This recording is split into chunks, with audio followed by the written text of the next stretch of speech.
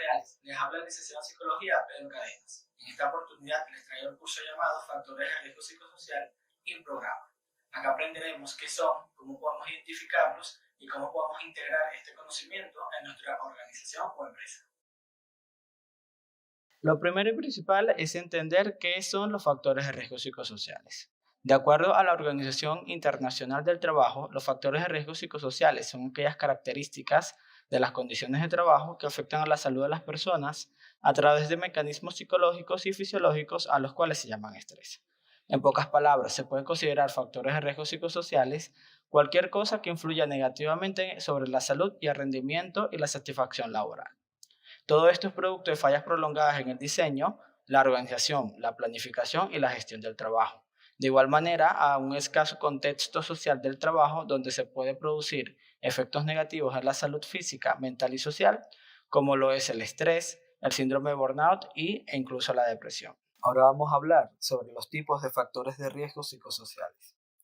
En primer lugar, tenemos el margen de acción y control.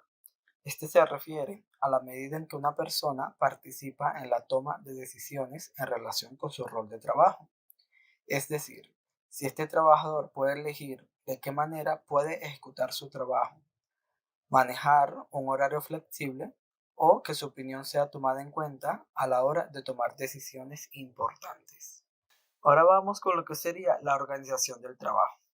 Este punto tiene que ver con las formas de comunicación, la tecnología, la modalidad y designación del trabajo, así como las demandas cualitativas y cuantitativas del mismo.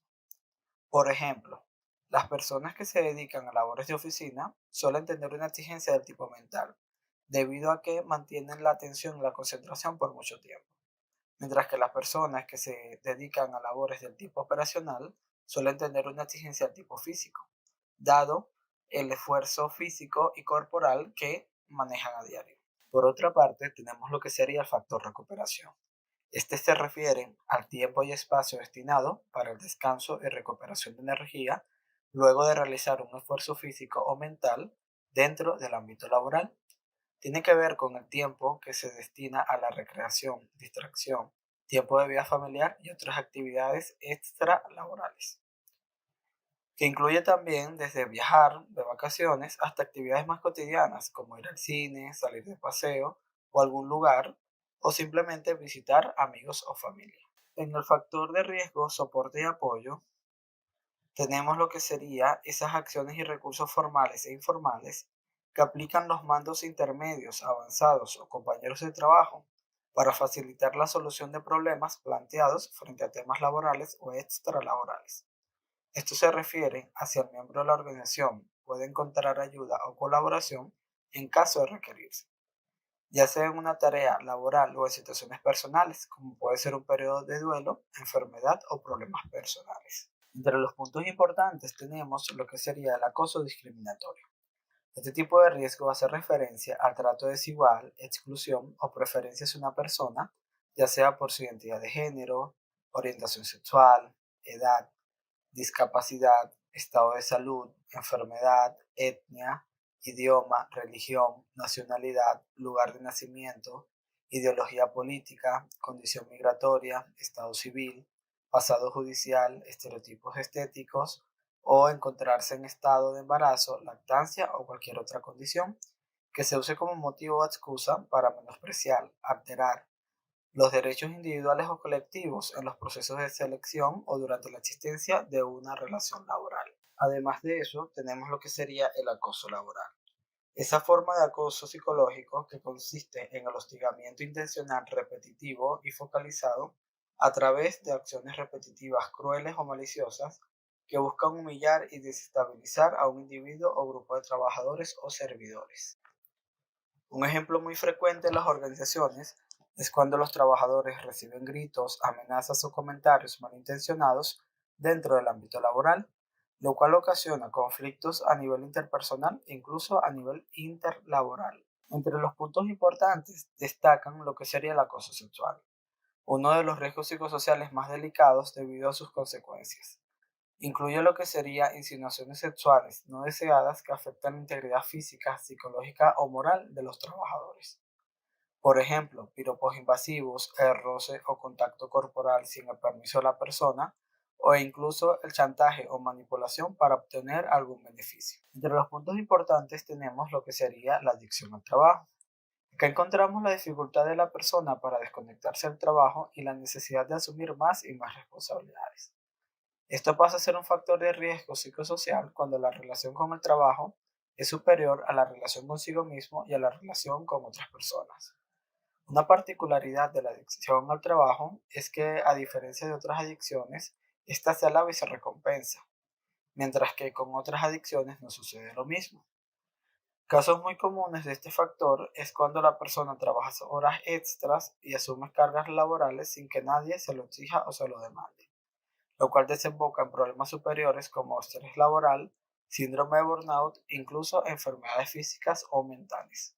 Entre los puntos importantes tenemos lo que serían las condiciones del trabajo, que son aquellos factores de riesgo que pueden afectar negativamente la salud de los trabajadores en su actividad laboral.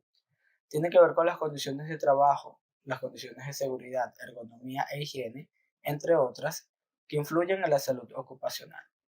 Por ejemplo, que las personas que trabajan en oficinas usen escritorios y sillas cómodas, trabajen a una distancia prudencial de la computadora. Por ejemplo, las personas que se dedican a labores más operacionales cuenten con calzado y vestimenta adecuada, como lo son trajes de protección antiquímicos, orejeras, lentes antirradiación o cualquier indumentaria que sirva para resguardar al trabajador. Un punto muy importante sería el factor doble presencia, es decir, laboral familiar. Esto tiene que ver con demandas conflictivas entre el trabajo y la vida personal familiar del trabajador. Esto muchas veces se debe a la incapacidad de separar los roles laborales y personales o familiares.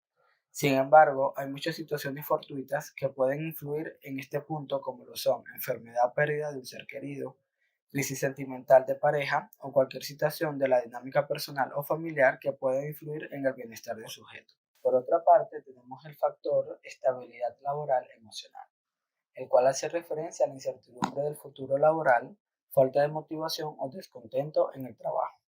Es muy común en organizaciones amenazar o amedrentar con la no renovación del contrato o pérdida de algún beneficio. Esto normalmente se hace para aumentar la competencia y la motivación. Sin embargo, está demostrado que esto genera malestar emocional y por consiguiente un descenso de la calidad laboral. Ya por último tenemos la salud autopercibida, lo cual es la percepción de respecto a la salud física o mental de la persona. Es decir, si la persona se define como un individuo sano o como una persona enferma o con alguna condición importante. Acá también es importante hablar de otros factores como la hipocondriasis, una alteración mental donde la persona tiene una preocupación excesiva por la salud, ya sea por enfermedades reales o temidas por la persona. Ahora vamos a hablar un poco acerca de las consecuencias. La consecuencia más habitual presentada en estos casos sería el abandono voluntario del puesto de trabajo por parte de los empleados. Sumado a eso, también suele haber una reducción de la calidad del producto o servicio que se oferta. También se ha registrado con las estadísticas que hay un aumento de probabilidades de accidentes laborales. Además de eso, se registra aumento de conflictos entre los distintos niveles del organigrama o incluso entre departamentos. Y ya como punto final sería el aumento del ausentismo laboral, es decir, ya sea por causas médicas, ya sea por causas familiares, intrapersonales, ya sean reales o imaginarias o fingidas. Ya por último, en esto tenemos lo que sería el aumento del ausentismo laboral, es decir, el abandono momentáneo del puesto de trabajo, ya sea por causas reales o simuladas. Es importante mencionar lo que serían los factores intervinientes. Como primer factor, tenemos lo que serían las condiciones de la vida cotidiana. Todo esto comprende el estatus socioeconómico, cultural y étnico de la persona, las exigencias propias del trabajo.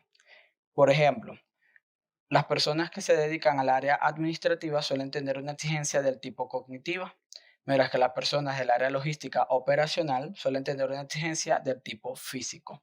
Ambas exigencias deben ser tomadas en cuenta a la hora del diseño de trabajo y de la carga laboral. Además de eso, tenemos los factores extralaborales.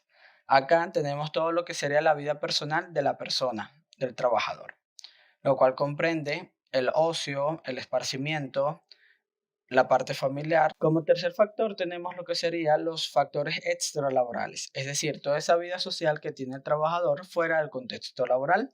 Si esta vida social o este contexto es externo laboral es deficiente, muy probablemente tengamos un factor de riesgo psicosocial presente en el trabajador dentro de la institución. El objetivo del programa de prevención de riesgos psicosociales se basa en dos puntos. En primer lugar, sería reducir la discriminación, el acoso y las condiciones precarias en el contexto laboral. Además de eso, se busca fomentar la prevención, el bienestar y la educación en los trabajadores para así favorecer al entorno laboral y las condiciones de trabajo. Ahora vamos a hablar un poco acerca de lo que serían las fases. Como primera fase tenemos el diagnóstico. El diagnóstico corresponde a la evaluación previa que se realiza en toda institución con el fin de determinar los niveles o la incidencia de los factores de riesgo psicosocial. Este test que vemos aquí en pantalla corresponde al test sugerido por el Ministerio de Trabajo, el cual es una evaluación completa de todos los factores de riesgo mencionados anteriormente. Como segunda fase tenemos el análisis de resultados. En esta fase se procede a procesar toda la información obtenida mediante la evaluación anterior. Acá se sacan gráficas, cuadros comparativos y toda aquella herramienta cuantitativa que nos permita determinar los niveles o la incidencia de los factores de riesgo psicosociales dentro de la organización. Una vez culminado el análisis de resultados, iríamos a la fase de socialización de resultados.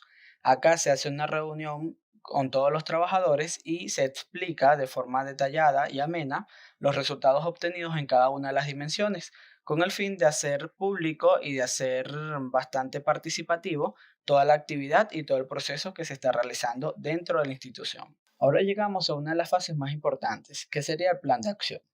En esta fase se ejecutan ya sea las acciones preventivas o de intervención con el fin de mejorar o mantener las condiciones de trabajo que producen bienestar en los trabajadores. Ahora vamos con lo que sería el seguimiento.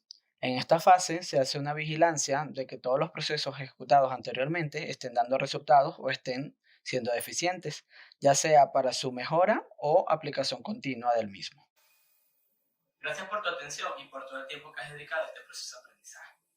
Espero que esta información sea de mucho provecho y de mucha utilidad para ti. Nos vemos en una próxima oportunidad. Hasta luego.